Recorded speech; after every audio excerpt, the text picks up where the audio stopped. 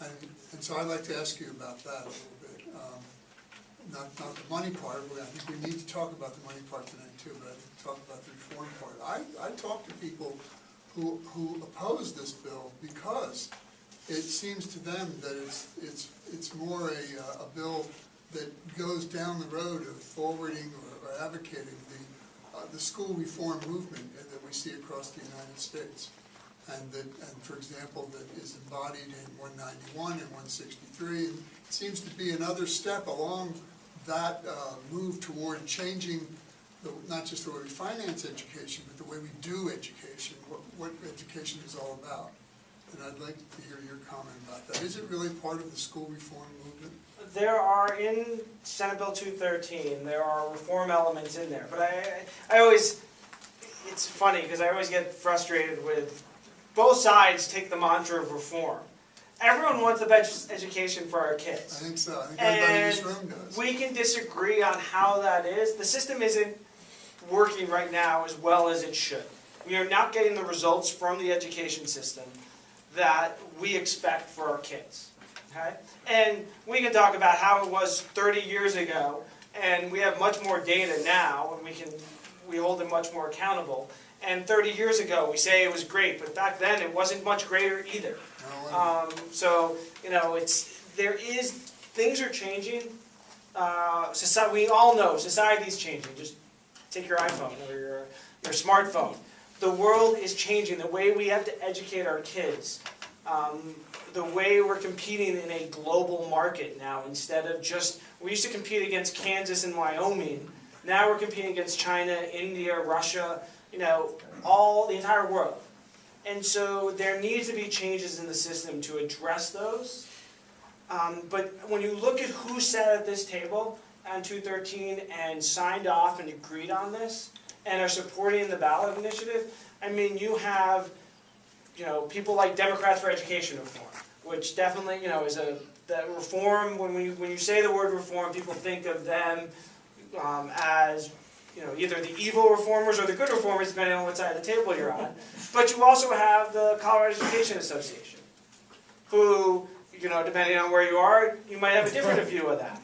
And they're both standing together saying this is the right thing to move Colorado forward. And I think that's because you know, Johnston and Millie Hamner and others spent a lot of time bringing everyone together and saying, we're not going to get the perfect bill. There is no perfect bill.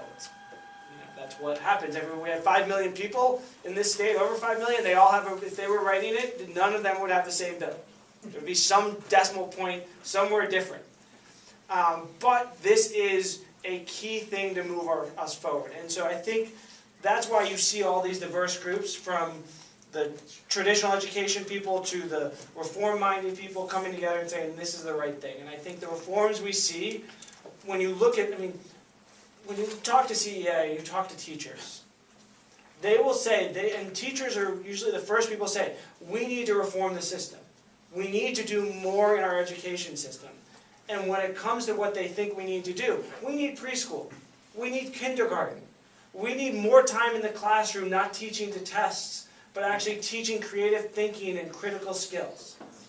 And this bill, through Innovation Fund, through preschool, through kindergarten, is going to go a long way to making those things possible.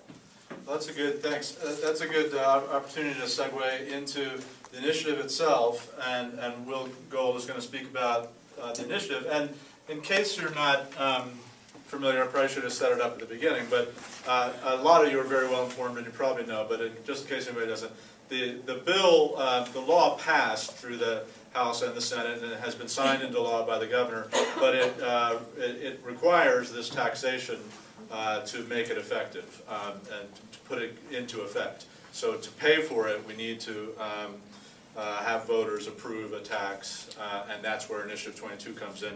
Not a big difference, you know, it's the same project, but so Will's going to talk about the initiative and some of the details, and again, probably cover more than just this narrow scope, but you know, definitely want to try to focus on where this money is going, what the target is, what the difference, the impact that voting for this tax would have on our education in Colorado. And also, I think for those of you who do want to go out and promote the issue, what a good way to promote it is and what are some of the high points in talking about it door to door. And whether you're promoting it or not, I think it's good to know the important parts and the different elements and details that you can have a good, spirited, intelligent conversation on it. So Will Gohl. Great, thanks. Okay, great. Thanks Owen for having me, and thank you all for having me. I'm so sorry that Senator Johnson couldn't be here tonight.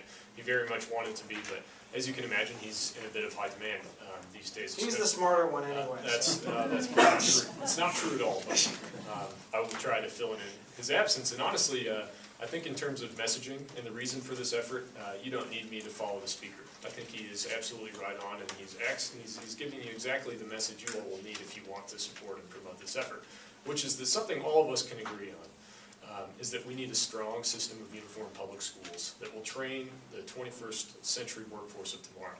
And right now, we are doing well in some ways and not well in others, and that's what this effort is all about. I want to speak just generally about kind of three things, and I'll try and stay within my 10 minutes. The first is kind of a description of what Initiative 22, which will soon be Amendment 66, what it does, and I'll break that into kind of three things. Second is, just logistically, I think it'd be good for you guys to have an update on where we are sort of in the campaign process and what you can expect in weeks to come. And then finally, I'd like to touch briefly on how you can get involved and speak about some of the sort of messaging tactics and some of the polling and research we've done that would be helpful to know if some of you are going to be knocking on doors, speaking with constituents and taxpayers, etc. So Initiative 22 will soon be Amendment 66, and that's because Initiative 22 is just sort of the application number. That's a number you give to the Secretary of State to say, we'd like this language to be on the ballot. Once the Secretary of State verifies our signatures, and I do think that will happen, largely because we turned in twice the number we need, thanks to Sue and great work of... Can you speak up a bit? Yeah, of course I can. Stand up, would it be helpful? Yeah, I can stand up if you would like. My voice tends to trail a little bit too, and I'm sorry about that. What I'm saying is soon will be Amendment 66 once our language is verified, which we think it will be very soon because of the number of signatures we've got. It's Amendment 66 because not only will it implement Senate Bill 213, which we've talked a bit about, not only will it raise additional revenue through increasing income taxes to get there, but it will also amend our Constitution by improving upon Amendment 23. And I want to talk about that a bit with you. I'd also love to defer to the Speaker a bit on that too, because he knows the state budget better than anyone, and was a proponent behind making a change that would give our state, I guess, better fiscal health in years to come, which we haven't had in every instance. So first, regarding Senate Bill 213, we've talked a lot about that. But I think the easiest way to think about what Senate Bill 213 is it's a new School Finance Act that takes our 20-year-old School Finance Act that was outdated, inequitable, and simply inadequate in a number of ways, and makes some structural reforms that are paired with an infusion of new revenue into targeted investments we know that matter in schools. And so I just want to touch on three sort of structural reforms and three new investments that really make a difference in that Senate Bill 213 will fund. In terms of reforms, currently it's very difficult for you as a parent or grandparent or a taxpayer, just an interested citizen, to know where dollars go in our schools. Districts have some reporting they have to do at the district level. But if you wanted to say if you wanted to compare how a school is funded down the street from how another school is funded in the district or in another district, that would be very difficult because districts don't have to report that information. And there isn't a friendly website that's understandable to the layperson where you could get on and see that information displayed in a fashion that makes meaningful comparisons possible. Senate Bill 213 will require that reporting so that we know exactly how dollars are being spent in schools on every student, every day of the year, and we'll translate that data into a first-of-its-kind website that everybody will be able to get on and see and understand. The second thing it does is Senate Bill 213 will make Colorado the first state in the country to measure the return on investment of dollars we put into the education system. And nobody does that right now. And that's one of the big problems with increasing funding for schools and going to a taxpayer and saying, would you be willing to give a little bit more every year so that we can fund something like full-day kindergarten? Because the taxpayer will say, prove to me that that's worth the money I'm giving you. Prove to me that that spending is actually going to have the impact you're saying it will. Senate Bill 213 will measure that for the first time. With each new investment we put into this system, with dollars for early childhood, we will measure the return on investment of those dollars using things like graduation rates, dropout rates, standardized test scores, remediation rates in college, and various metrics we have that can give us a good indication of how our system is doing. We have the metrics, we have the funding, we haven't tied the two together to see what sort of return we're getting on the things we do. Finally, Senate Bill 213 will put in place a structure that requires that all these investments that we're making for students in poverty, for English language learners, for students that have special education needs, those dollars follow those kids to the schools they attend, so that principals and teachers can make decisions about those dollars that are best for the students at their school site. So those are kind of some structural reforms to our education finance system that will be in Senate Bill 213. But we also know that the key to reform, kind of to get to the question that was asked earlier, is you have to have some funding behind it. There are certain things that we don't need to change about our system. We just need to have funding for new things. One of those is early child education, like we talked about.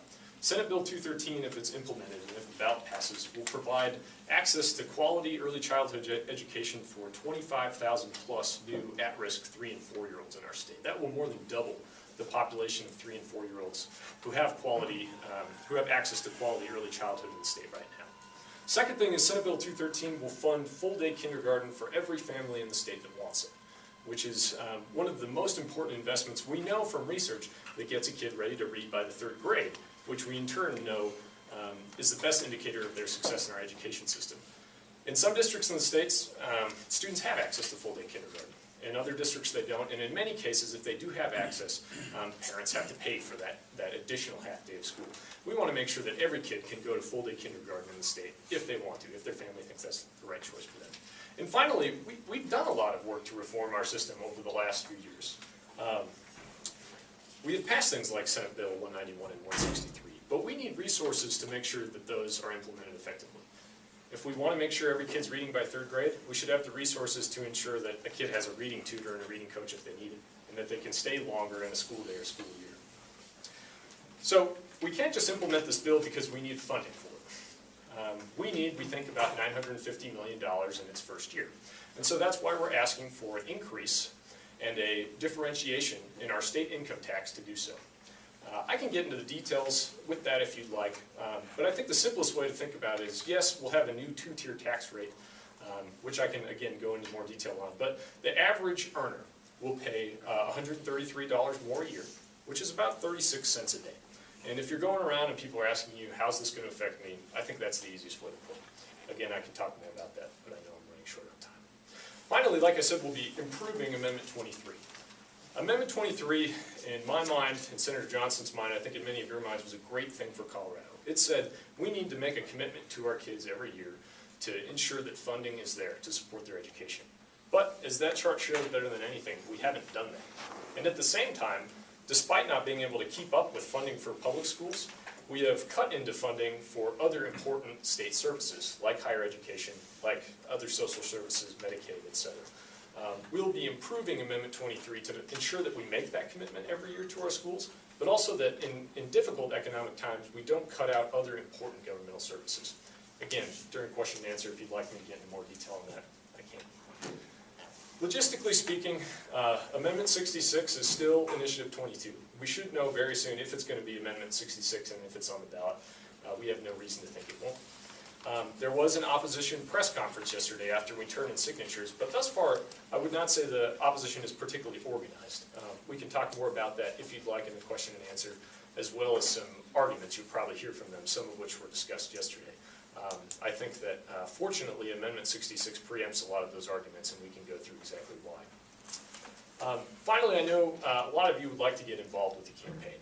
And I went ahead and wrote our campaign website up there. I'm sorry, I'm working for the campaign pretty much full-time now, but I don't have any business cards yet because we're just getting up and going. But if you go to www.coloradocommitstokids.com, you can sign up for our e-newsletter, see a very robust set of frequently asked questions, download a fact sheet, and pretty much see everything you'd ever want to know about our effort. And if you'd like to email me to ask additional questions or get involved in the campaign in any aspect, I'd love to follow up with you and let you know how you can do that. A final point just about messaging. What you've heard, I think, in this presentation is largely focused on things that our system is not doing and the struggles that we're seeing in offering a strong system of public schools. That is not the most effective campaign message, believe it or not. While it can resonate with folks who really want to see our schools do better, what you'll often find is that someone won't want to invest in a business that's failing. I know that I would. And so the most effective campaign message we found, and I'm going to go over a little bit if that's okay, is actually to do exactly what the speaker did a little bit ago. And that is to personalize it, to say, I went to a public school, and I had an outstanding teacher. And that teacher, if I hadn't had them, if they hadn't pushed me, if I hadn't fought with them, and I hadn't, hated the homework they gave me, I wouldn't be where I am today. I wouldn't have had the experiences I have. And every kid should have that experience. Every kid, regardless of where they grow up, regardless of where they are in our state, should have access to a high-quality public education.